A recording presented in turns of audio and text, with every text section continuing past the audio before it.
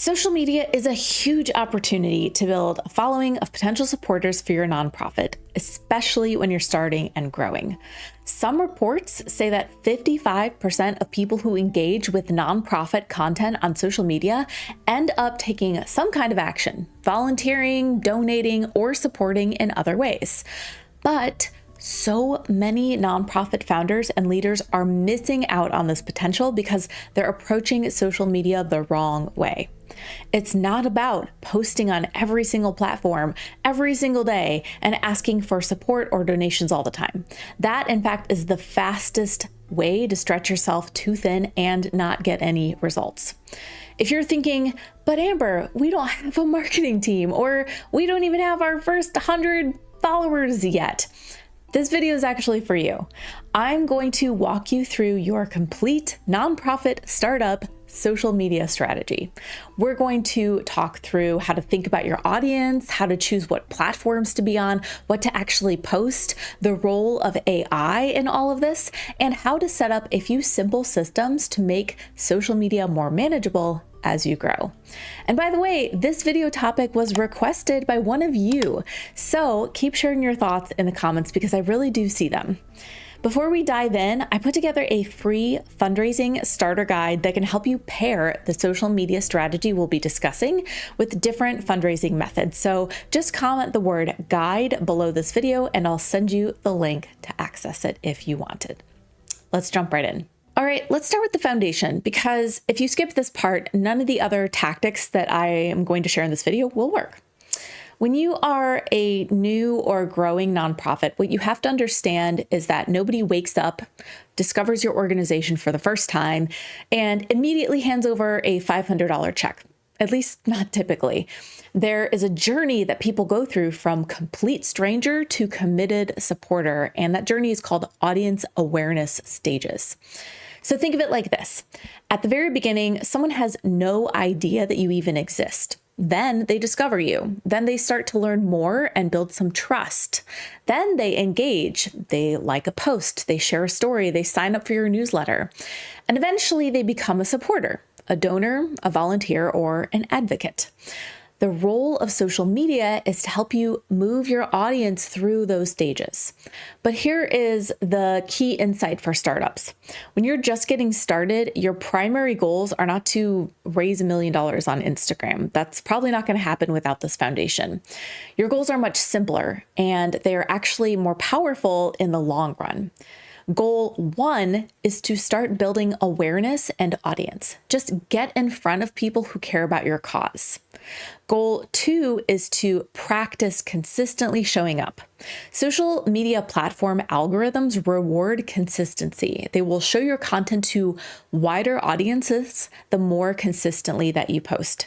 But more importantly, your audience needs to see that consistency too. Goal 3 is to find and refine your approach and your voice. You're going to experiment. Some things will work, some things won't. And at this early stage, don't think of that as a failure, but rather think of it as data. When you choose what to post, always ask yourself, is this piece of content helping my audience move from one stage to the next in that journey? Is it introducing someone new to the cause? Is it deepening trust with someone who already follows you? Is it giving a warm supporter a reason to take action? These questions will guide every single content decision that you make. Now let's talk about where to show up, because this is really important. Here is the rule I want you to follow. Reserve your nonprofit's name on every single platform, claim the handle so that nobody else takes it. But then I only want you to actively focus on 2 of them. I know that that feels counterintuitive. Shouldn't you be everywhere? No. And here is why. All platform algorithms work differently. Instagram prioritizes visual storytelling and short form reels. LinkedIn prioritizes professional networking and thought leadership. Facebook is still the most widely used platform for nonprofits, with 93% of nonprofits maintaining a Facebook page. TikTok rewards entertainment first content with high watch time. So if you try to grow on all of them at once, you're going to fail on all of them because you will not have the time or energy to do all of them well. So how do you choose your 2? Well, you want to match the platform to your desired audience. So let me give you a couple of real world examples. If your nonprofit is focused on, say, youth mental health, and you want to reach teenagers and young adults, then you should be looking at Instagram and TikTok. That's where 62% of Instagram users live between the ages of 18 and 34. If your nonprofit is focused on workforce development, corporate partnerships, or professional education, you need to be on LinkedIn. Nonprofits actually see their highest average engagement rate, nearly 2% on LinkedIn, and 44% of LinkedIn users earn over $75,000 a year. That's a very different audience than TikTok. So if your nonprofit serves families, older adults, or broad community demographics, Facebook is still the most powerful tool you have. Facebook has 3 billion monthly active users, and 65% of them access it daily. If your cause is highly visual, let's say environmental conservation, community arts, animal welfare, Instagram's organic reach of 15% of your followers is significantly higher than Facebook's 2.2%. That matters when you're small and every impression counts. So you want to pick the two platforms where your specific desired audience already spends their time and focus there, get really good on those platforms, and then, and only then, consider expanding to other platforms. Okay, so you've got your platforms. Now, what do you actually post? The biggest mistake I see startup nonprofits make is posting mostly event flyers and donation asks. You need to build a connection with your audience before you can make an ask, or the ask won't land and you'll just hear crickets. So here are 4 content pillars I've found work incredibly well for organizations that are just getting started. Content pillar number 1 is day in the life, behind the scenes type content. Show people what the work actually looks like. Take your phone into the food pantry, film the setup before a community event, show your team packing boxes or making calls. This type of content builds immense trust because it's real and unfiltered. Content pillar 2 is authentic interviews. Think like Humans of New York style things.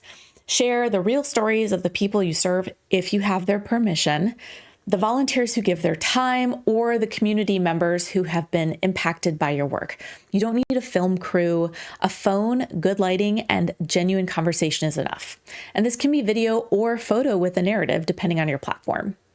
Content pillar number 3 is thought leadership and myth busting. So you want to take a common misconception about your cause and break it down. If you run a food bank, bust the myth that only certain people need food assistance, for example. If you run a literacy program, challenge the assumption that reading struggles are just a matter of effort. This type of content positions you as a trusted expert and attracts people who are genuinely curious about the issue. Now, content pillar 4 is about repurposed content. And this is the secret weapon for small teams. One long form interview can become a blog post, 3 short video clips, 5 quote graphics, and a newsletter section. You're not creating new content every time, you're finding new angles on the same story. Now, here is something that is just as important, I think, as the content itself: your brand voice.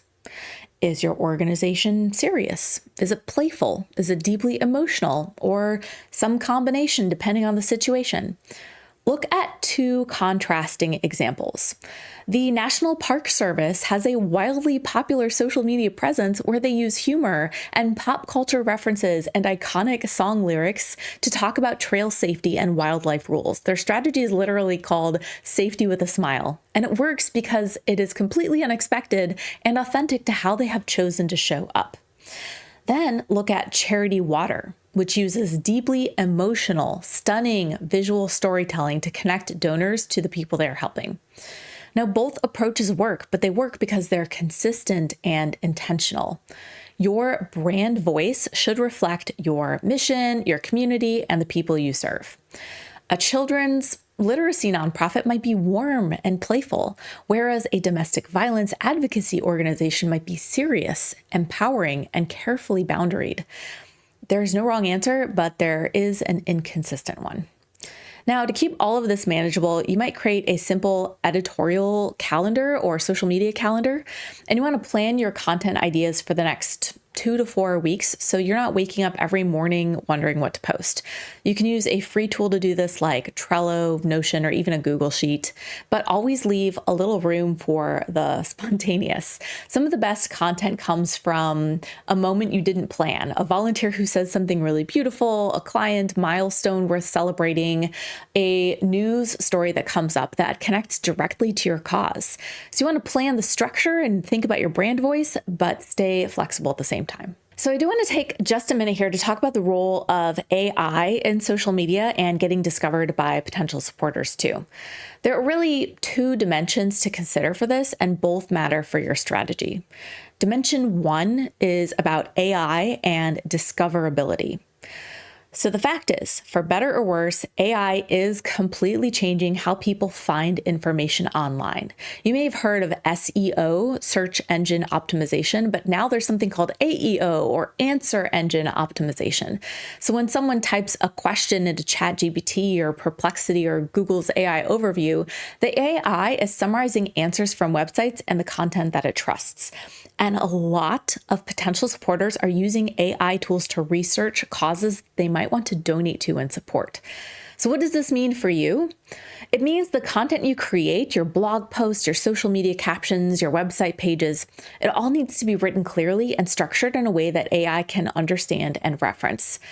So the types of content that are most discoverable through AI include content that directly answers specific questions, content that is authoritative and well organized, and content that demonstrates genuine expertise that you might have about your cause. So you might write captions and posts that actually answer questions your audience is asking, like, what does food insecurity look like in our community? How does mentorship change outcomes for youth? When you answer real questions with real specificity, you become discoverable by AI. Now, the second dimension we've got to talk about is using AI to create content. And I want to be honest with you about both the opportunities and the cautions here. So AI can be great for brainstorming content ideas, drafting first versions of captions, repurposing a long interview into shorter clips, and overcoming the blank page. For a small team, that's genuinely powerful. But here are the cautions. First, you cannot lose your authentic human voice. AI-generated content tends to sound polished but generic. Your audience follows you because of you, your perspective, your experience, your specific community. Use AI to start the draft, but always rewrite it in your own words. Second, you need to protect the privacy of the people that you serve. Never put sensitive client information, names, or identifying details into an AI tool. Many AI platforms store and learn from the data that you input, and this is a serious ethical and legal consideration that nonprofits need to think about. Third, be transparent. If you use AI to help generate content, a light disclosure goes a long way in maintaining that trust with your audience. The rule that I recommend is if you want to use AI, use it as a brainstorming partner and a first draft tool, but always have a human being edit, refine, and add that real emotional core. Now, before I share about how to go from this startup social media strategy to a longer term, more intentional strategy, I want to take a moment to thank our sponsor, Click and Pledge. As you're building up a loyal social media audience, you need an easy way to convert that interest into support and donations for your cause. Click and Pledge makes it easy for nonprofits to start strong and scale with confidence, communicate with your donors, and even empower your team to help raise money for your cause too. With Click and Pledge, you're going to get professional grade tools for super affordable startup level costs from day one. They've got customizable donation forms that you can plug right into your website. These forms form the foundation of all good online fundraising strategies. But Click and Pledge also has a number of other tools included in their affordable flat monthly costs that you can use as your nonprofit is growing. They've got in-person and peer-to-peer fundraising features, video fundraising with embedded donation links right in the video, text to give tools, donor management tools, AI support like their Pulse feature, which helps you create fundraising reports in an instant, and Ask Quickly, which helps your donors ask questions about your cause so that they get the clarity that they need to donate, and a ton of other integrations too, all included with no contracts or surprise add-on fees. Now, one thing I love is that unlike some other platforms that increase your fees as you grow, Click and Pledge pricing stays the same whether you have 10 donors or 10,000. So you can use the QR code and link in the description to check out Click and Pledge, book a demo, and get your first $25 monthly fee waived.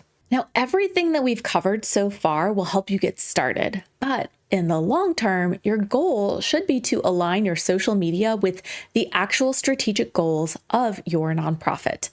Here's how to do that. You want to sit down with your nonprofit team, your board, your lead volunteers, or staff if you have staff, and ask, what are our top 3 goals for social media this year? Is it to educate and build awareness about the issue that you're working on? Is it to inspire people to volunteer and get involved? Is it to build a sense of trust and connection that will inspire future donations? Or is this something else entirely? Once you know your goals, here's the critical insight. You can't just make posts asking people to do things all the time, to donate, volunteer, etc. You have to do some stuff in between. If your goal is more donations, you can't just post donation asks every day. If your goal is more volunteers, you can't just post sign up to volunteer links. That approach won't work, and here's why. People rarely donate to organizations that they just discovered, like I said in the beginning of the video. They donate to organizations that they trust. They donate when they feel emotionally connected to the cause. They donate when they believe that their contribution will make a real difference. So your content has to build all of those ingredients first. If your goal is more donations, you need to be posting content that builds trust, things like behind the scenes tours, authenticity, transparent impact reports, real stories from the people that you serve. You need to be posting content that inspires emotion, the before and after, the moment of change, the human face of the issue. You need to be posting content that makes people feel connected, community highlights, volunteer spotlights, responses to comments on your posts. Without those foundations, nobody will donate when you do ask. With those foundations, your ask becomes almost unnecessary because people are already inspired to look for the donate button. Finally, let's talk about how to make this sustainable, because I know this is a lot. Because the biggest threat to your social media strategy is not a bad post here and there, it's you and your team's burnout. So here are 2 systems I highly recommend you set up as soon as you reasonably can. System 1 is what I like to call a story bank. Creating a story bank is about creating a collection of stories in advance so you don't have to go hunting for new stories all the time. You can create a simple Google form and send it out to your volunteers, your board members, and your clients where appropriate and with proper consent. You can ask them to submit stories, share a moment that stood out to them, or give permission to be interviewed on camera. Start collecting these stories now before you need them, because when you are staring at a blank content calendar on a Tuesday morning, having a bank of real stories to draw from is the difference between a powerful post and just a generic one. System 2 is about making content creation a team sport. You do not need everyone on your team to be a content creator. That's not what I'm saying here. But you do need everyone to be what I like to call a story spotter. A story spotter is someone who recognizes the moments, the interactions, and the small victories that are worth sharing. It's the volunteer coordinator who notices the first time volunteer crying happy tears at the end of their shift.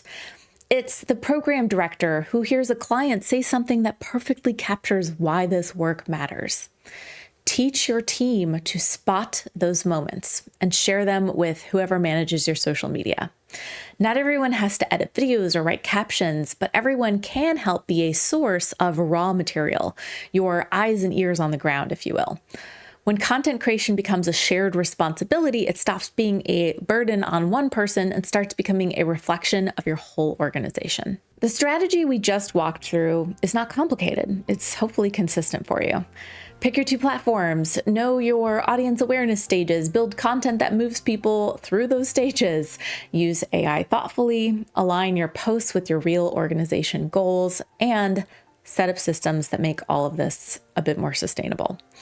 Now, don't forget, if you want a step-by-step guide to help you start building a fundraising strategy to complement your social media efforts, comment the word guide below, and I will send you the link to download my free fundraising starter guide. And if you want to go deeper on how to run your nonprofit effectively, get additional resources, and hear about funding and other opportunities, make sure you are subscribed to my free weekly newsletter, linked below this video or at changemakercafe.com.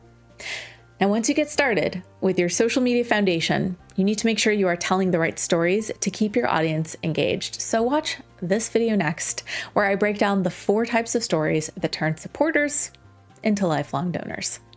I'm Amber Melanie Smith. As always, I hope this helped you out. Don't forget to subscribe, and I'll see you in the next video. Bye.